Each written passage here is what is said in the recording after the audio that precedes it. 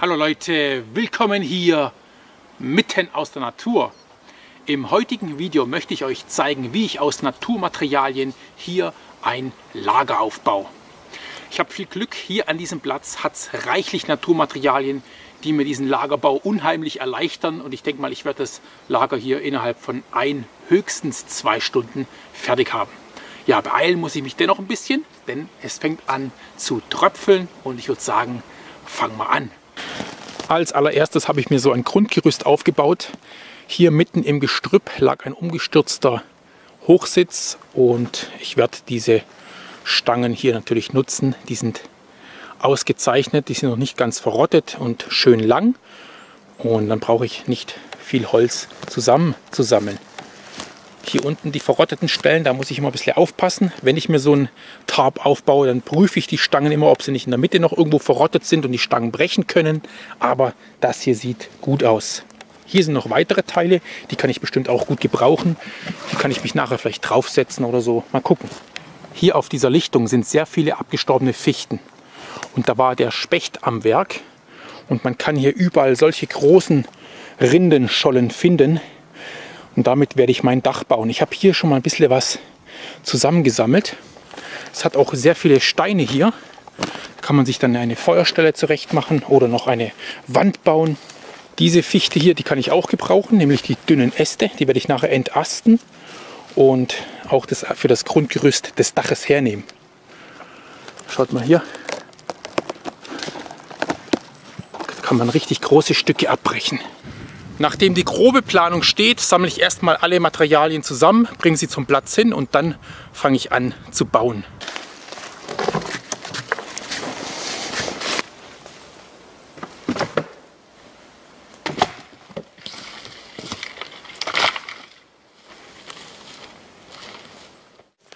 Mir ist richtig warm geworden vom Holzranschleppen, also freier Oberkörper. Nächste Stufe wird dann sein Barfußlaufen hier draußen im Wald.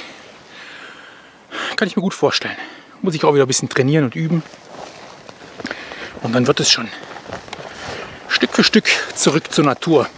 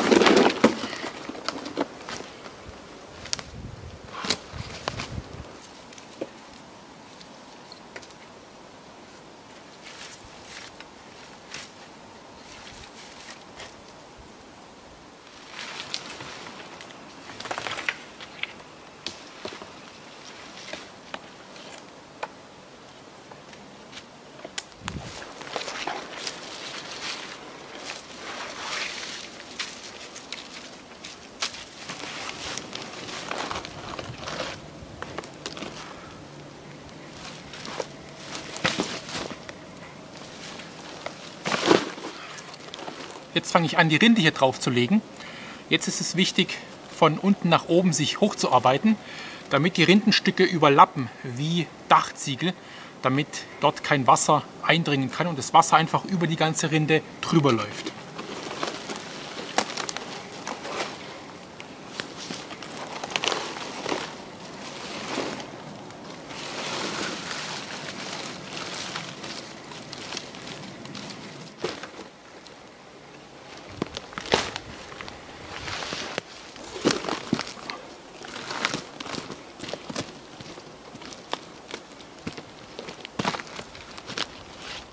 Ich mache erstmal eine kleine Pause. Ich muss jetzt doch noch etwas mehr Rinde sammeln. Die Rinde, wo ich bis jetzt habe, reicht nicht ganz. Und ich esse hier so einen feinen Apfel. Der schmeckt richtig gut hier draußen. Ich weiß nicht, was das für eine Sorte ist, aber der ist richtig knackig. Die halten sich nicht so lange. Aber dafür ist er eben knackig, süß, leicht säuerlich. Und ja, hat ganz helles Fruchtfleisch. Lecker. Mittlerweile habe ich vergessen, dass ich nichts mehr anhabe, also dass ich kein Pullover anhabe oder kein Hemd, komplett aus meinem Kopf raus und ich ich merke nichts. Also ich fühle keine Kälte oder sonst irgendwas. Ich fühle mich richtig wohl. Obwohl der Wind etwas zugenommen hat, ab und zu mal kühle Tropfen vom Himmel kommen. Es ist der Wahnsinn, wie der Körper sich dran gewöhnt und wie man am Anfang, wie der Kopf so ein bisschen rattert. Und dann habe ich mich wieder beschäftigt und dann ist das plötzlich weg. Super, das freut mich immer. Das ist so ein, wie gesagt, so ein Erweitern der Komfortzone. Immer glücklicher mit weniger.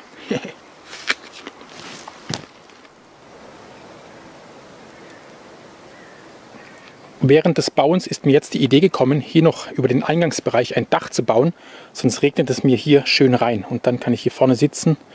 Und wenn dann hier ein Dach ist, dann bin ich noch mehr geschützt. Dazu habe ich jetzt hier diese Stangen hergenommen. Habe die hier etwas fixiert.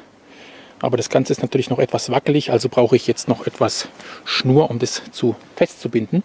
Hier ist nun aber wirklich alles vorhanden. Und ich habe auch keine Schnurprobleme. Denn hier hat es überall diese Brombeerranken. Jetzt muss ich die nur noch irgendwie lösen, von der Erde abbekommen. Und dann haben die ja so spitze Dornen. Da zeige ich euch gleich einen Trick, wie man die abbekommt.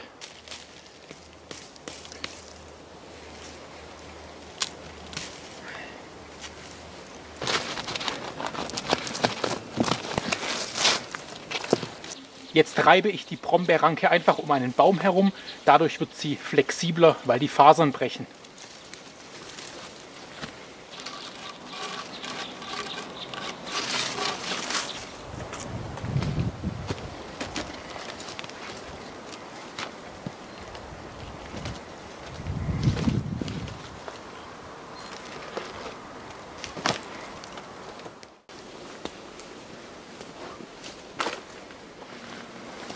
Okay Leute, jetzt fängt die richtige Arbeit erst an.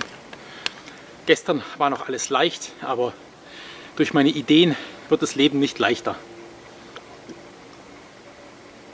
Es ist ungefähr jetzt eine Stunde vergangen und ich habe bis jetzt Material rangesammelt. Noch mehr Rinde. Dort drüben ist ein Wald, der ausgelichtet wurde und da hat es etliche von diesen Ebereschenstangen und die habe ich mir jetzt zurecht gemacht. Ja, ich werde mein Lager, den Eingangsbereich, noch etwas weiter ausbauen, weil ich gemerkt habe, der Wind zieht da rein. Also ja, wenn man erstmal anfängt, dann wird es immer mehr. Aber es macht einen riesen Spaß und ich habe jetzt auch ein bisschen die Gegend hier erkundet. Also hier ist so ein Reichtum an Naturmaterialien, die hier zur Verfügung stehen. Es ist echt traumhaft. Also weiter geht's, würde ich sagen.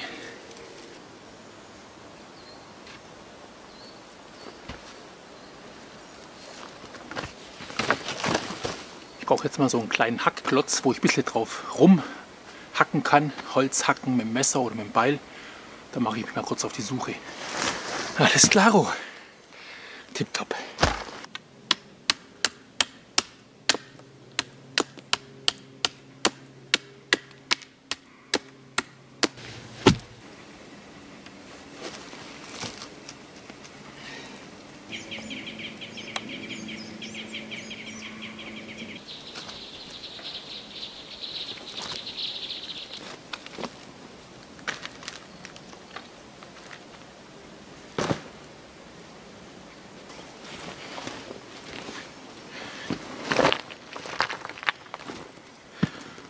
So sieht das Buschkraftlager von außen aus. Es sieht recht groß aus, aber wenn man nachher reinschaut, dann ist es gar nicht so groß, weil es halt ziemlich viele Schrägflächen sind, die sehr flach sind vom Winkel. Und hier die unteren Bereiche, die kann man innen drin gar nicht nutzen. Ja, hier ist jetzt so ein kleiner Hackklotz. Da ist so ein, kann man dann mit Holz werkeln, Holz spalten oder irgendwas anspitzen, was auch immer. So, dann ist jetzt hier der Eingangsbereich des Lagers. Man kann von zwei Seiten rein. Einmal hier, aber da wird dann später gekocht werden an dieser Stelle. Also muss man dann von hier oben rein. Hier kann man hochgehen und dann geht es hier rein. Hier ist ein Felsen, ein großer. Hier habe ich eine Kochstelle eingerichtet. Das sind zwei natürliche Felsen und die kleinen Felsbrocken oder Steine, die habe ich hier reingefügt. Auch hier so eine Bodenplatte als Stein. So, dann haben wir jetzt hier, die habe ich heute neu gebaut, diese Seitenwand. Das schützt dann etwas vor Wind. Ich kann hier über das Ganze auch noch ein Dach Theoretisch hier könnte ich es noch ein bisschen mit dem Dach zubauen, aber das lasse ich jetzt erstmal so. Ich warte den ersten Regen ab und dann schaue ich sowieso mal, wie dicht das da drin ist. Also meine Prognose, es könnte schon gut reinregnen. Also wenn so ein richtig starker Regenschauer kommt, dann denke ich mal, dass es schon an einigen Stellen reintropfen wird. Aber man wird sehen, man wird sehen. Okay, so sieht das hier drin aus. Wenn ich hier drin schlafen werde, dann wird der Kopf wahrscheinlich dort hinten sein, hier an dieser Stelle. Und dann lege ich mich hier der Länge nach und hier dann die Füße. Für die Nacht habe ich mit dabei hier so eine einfache Faltisomatte, einen Sommerschlafsack und hier eine dünne Baumwolldecke, die auch für mehrere Zwecke gut ist. Ich werde damit meinen Schlafsack abdecken, um ihn etwas zu schützen. Und ich kann auch tagsüber oder abends, sollte mir mal frisch sein, diese Decke so als Mantel, als Umhang nehmen. Also die ist auf jeden Fall für mehrere Dinge zu gebrauchen. Ja, ich habe mir das so vorgestellt, dass ich mir hier mit Hilfe von Holz einen Rahmen baue, so eine Art Bettkasten. Und dann werde ich diesen Bettkasten mit Laub und Fichtenzweigen befüllen, lege dann oben drauf diese Isomatte und habe dann also eine richtig weiche Matratze, oben drüber als Schutz die Isomatte und dann kommt da Schlafsack, Wolldecke oben drüber und das müsste dann eine gemütliche Nacht geben. Aber bevor es gemütlich wird, erst ein bisschen arbeiten, damit man auch abends schön müde ist. Ich werde jetzt etwas Material ranholen, damit ich das Bett bauen kann.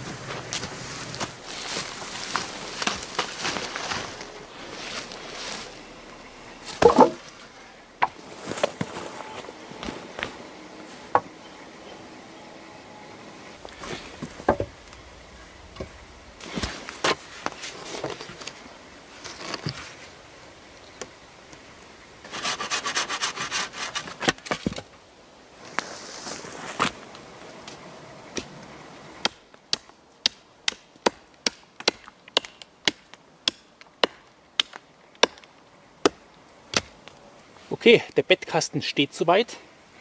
Jetzt werde ich hier mit diesen Pflöcken das Ganze noch fixieren. Und dann fehlt mir nur noch Reisig, womit ich das Ganze auskleiden werde. Und da rein kommt dann das Laub schön in die Höhe. Und darauf die Isomatte müsste weich sein. Ich freue mich schon, das gleich auszuprobieren.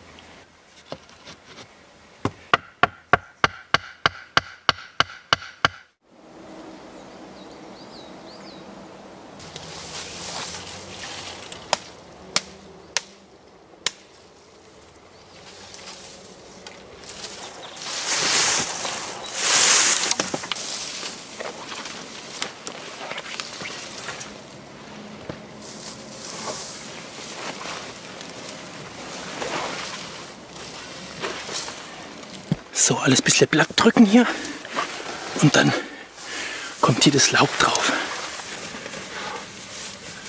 Oh, ganz schön anstrengend. Oh.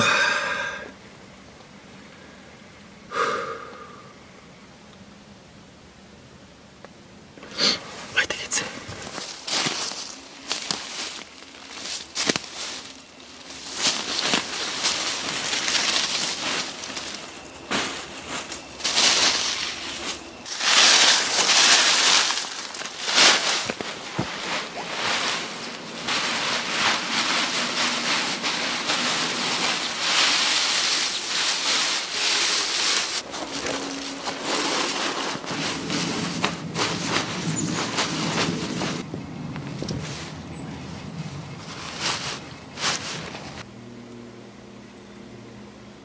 Was lange währt, wird endlich gut. Das Bett ist fertig. Hat länger gedauert, als ich gedacht habe. Ungefähr 3 Stunden, aber Wie heißt es so schön, wie man sich bettet, so schläft man auch. Und ich denke mal, dass es hier eine schöne Nacht wird. Es ist auf jeden Fall sehr weich und ich bin weit genug weg vom Boden, sodass da keine Kälte in meinen Rücken hochziehen kann. Ja, und die Aussicht, die ist auch sehr schön, die zeige ich euch noch.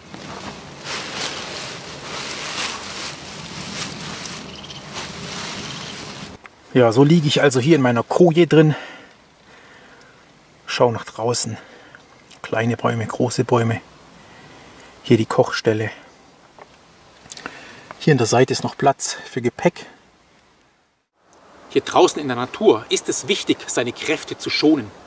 Denn man hat hier nicht unendlich viel zu essen. Es ist hier kein Supermarkt in der Nähe. Man muss also Kräfte sparen. Und man sollte die Augen aufhalten und nach dem schauen, was die Natur einem gibt. Ich bin jetzt gerade dabei, Feuerholz zu sammeln und bin hier an diesem umgestürzten Baum angelangt. Um diesen Baum herum liegen etliche Holzsplitter herum. Genau in der richtigen Größe, dick genug. Ich brauche hier nichts sägen, ich brauche nichts hacken und die sind auch ganz trocken. Ich brauche sie nur aufsammeln und zu meinem Lager zu bringen.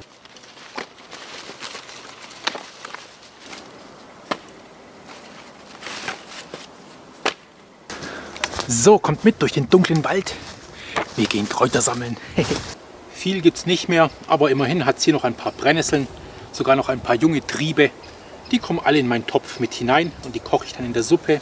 Ist auf jeden Fall nahrhaft und die Brennnessel enthält doch ein paar Vitamine, Mineralien, Eisen zum Beispiel, die mir gut tun werden. Hier um diese ausgetrocknete Pfütze herum wächst noch eine Miere und die ist auch so roh sehr schmackhaft. Die schmeckt salatartig, hat keinerlei Bitterstoffe oder sonst etwas. Richtig lecker, saftig auch, Vitamin C haltig. Kann man einfach so wegfuttern. Oder sie auch natürlich in der Suppe mitkochen. Das dürfte ausreichen.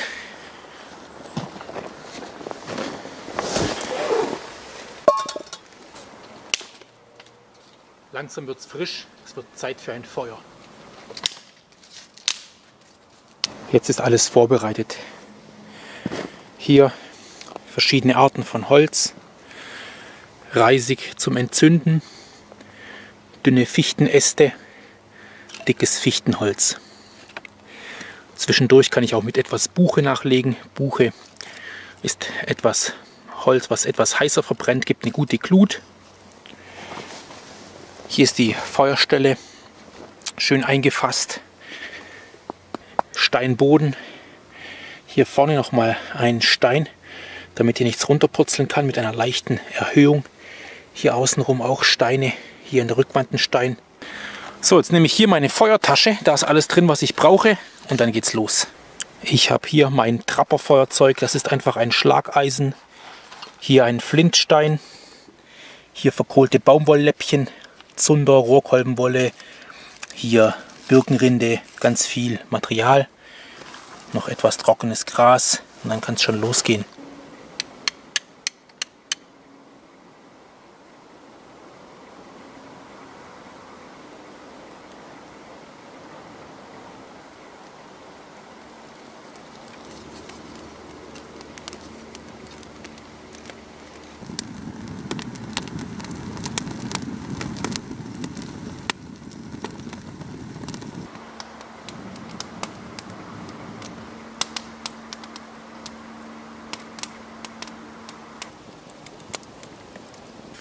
Hier ist mein Abendessen, Leute. Ich habe ja gesagt, heute gibt es Steinzeitsuppe.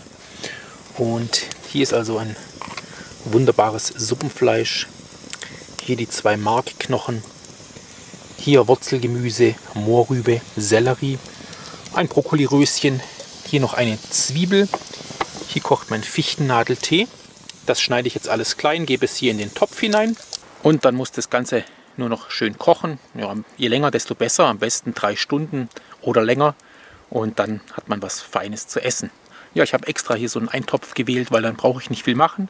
Ich schneide alles, setze den Topf aufs Feuer und dann kann ich hier andere Dinge machen oder einfach mal sitzen und ja, ein bisschen der Stille lauschen, wenn es dann soweit ist, wenn die Nachtruhe einkehrt.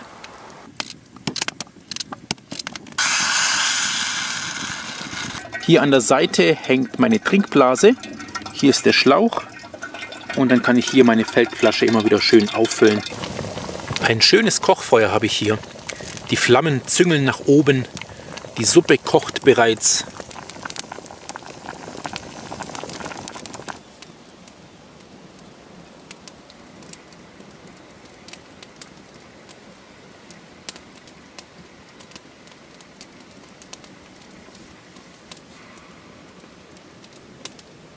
Jetzt kommt Vorspeise Nummer 2. Ich hatte vorher schon ein paar Maronen genascht. Ich habe jetzt also hier diesen Markknochen und habe hier ein Brötchen getoastet. Und jetzt lässt sich hier das Mark in der Mitte des Knochens herauslösen. Und dann lege ich mir das aufs Brot. Kommt etwas Salz drauf, fertig. So sieht das Ganze dann aus. Das wird jetzt hier einfach etwas zerdrückt. Das ist pures Fett. Mahlzeit, Leute. Richtig nahrhaft. Oh, mir geht's gerade richtig gut. Ich bin völlig durchgewärmt. Ich habe schon mal einen Teil gegessen. Bin von innen warm, von außen. Jetzt hatte ich so ein schönes Glutbett gebildet. Und ja, vorhin hatte ich leicht kalte Füße. Oben am Körper ging's. Aber jetzt bin ich komplett durchgewärmt. Ab und zu mal kommen Regentropfen vom Himmel. Mal schauen, was die Nacht so bringt. Hier das Feuer jetzt. Es ist also sehr heiß. Ich lege ab und zu mal ein paar Stöckchen nach und der Rest macht die Glut.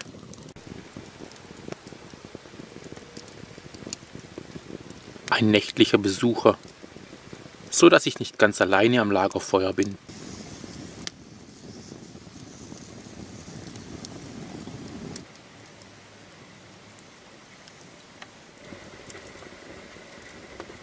Jetzt geht's ins Bett. Ich habe meine Merino-Wollunterwäsche angezogen, habe meine Schuhe versorgt, habe meine Taschen ausgeleert, alles versorgt im Schlafsackbeutel, damit es trocken bleibt. Habe hier vorne noch so ein Rindendach drüber gemacht, das zeige ich euch morgen früh. Ja, jetzt lege ich mich hin, schaue noch etwas in die Glut und dann schlafe ich langsam und genüsslich ein.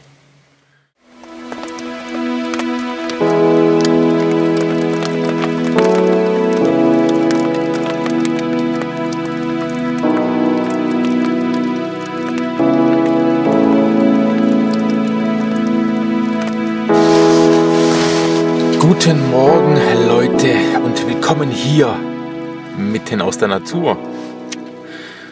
Ja, der heutige Tag scheint nicht so gemütlich zu werden wie der gestrige Tag. Denn es hat irgendwie angefangen zu regnen heute Nacht. Und es windet, es tropft hier. Es ist eine ganz neblig feuchte Luft. Richtig kalt und ungemütlich. Aber mir ist schön warm hier im Schlafsack. Das Waldläuferbett ist ein Traum. Ich liege hier ganz weich. Es war weich heute Nacht. Ich konnte mich drehen und wenden, hatte genug Platz. Man merkt richtig die Wärme, wenn man so liegt von unten, die dann kommt. Vom Gesamten her war es eine richtig warme Nacht. Nicht bettwarm wie zu Hause, aber warm. Ich bin ungefähr so alle 2 bis 3 Stunden aufgewacht.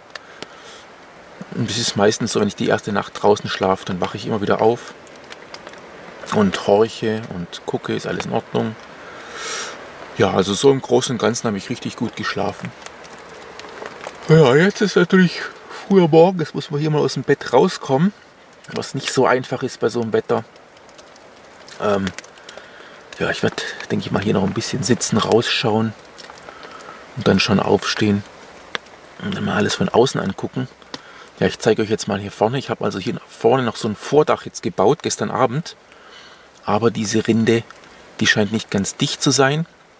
Die läuft auch vorne, geht die auch vorne ein bisschen nach unten und dort läuft jetzt das ganze Wasser runter und tropft. Ist auch hier auf meine Isomatte getropft. Also bei stärkerem Regen müsste ich auf jeden Fall handeln und hier noch das Dach ein bisschen weiter ausbauen, zumindest im vorderen Bereich. Sonst würde ich ganz schön nass werden. Okay, dann zeige ich euch das jetzt mal. Ja, so sieht es hier aus. Da tropft alles runter. Es tropft noch von den Bäumen runter. Oh. Und ja, hier an der Seite sind auch ein paar Tropfen. Ja, hier innen drin. Und ist alles bestens. Ja, hier vorne ist es mir halt ein bisschen drauf getropft. Hier. Und dann läuft das Wasser natürlich hier runter. Schlafsack ist auch etwas nass, aber das macht bei diesen Schlafsäcken gar nichts. Die wärmen auch noch im nassen Zustand.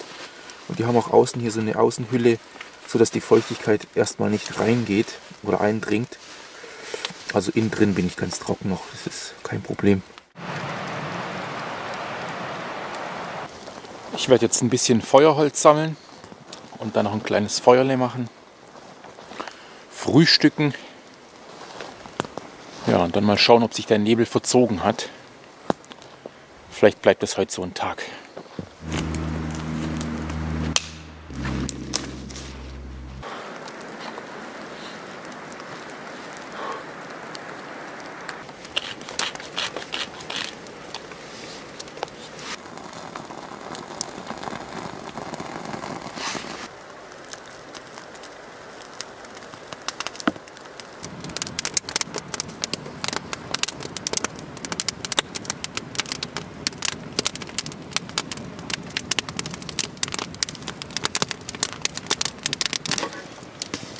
Für ein Trapper-Frühstück brauchen wir auch eine Trapper-Pfanne.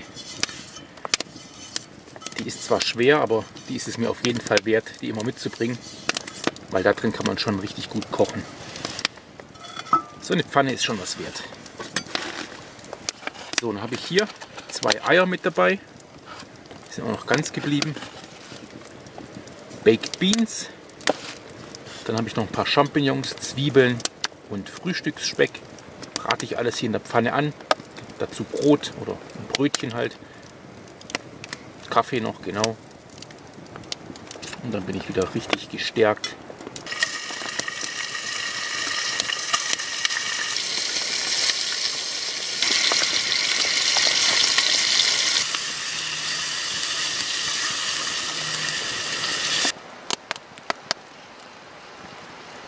Mahlzeit, Leute, Frühstück ist fertig.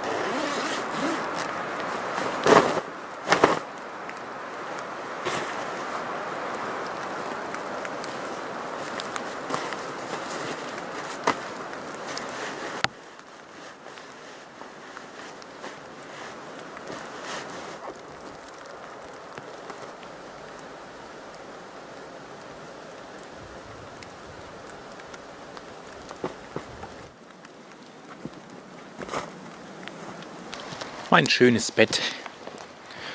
Das war echt das Beste an dem Lager. So was Gemütliches. Oh, das war herrlich da drin. Richtig gemütlich. Ganz weich immer noch. Na gut, Leute, Zeit, Abschied zu nehmen. Mein Rucksack ist gepackt und ich ziehe weiter des Weges. Oh, halt! Bleibt bitte noch einen kleinen Moment dran, Leute. Ich habe was Wichtiges vergessen.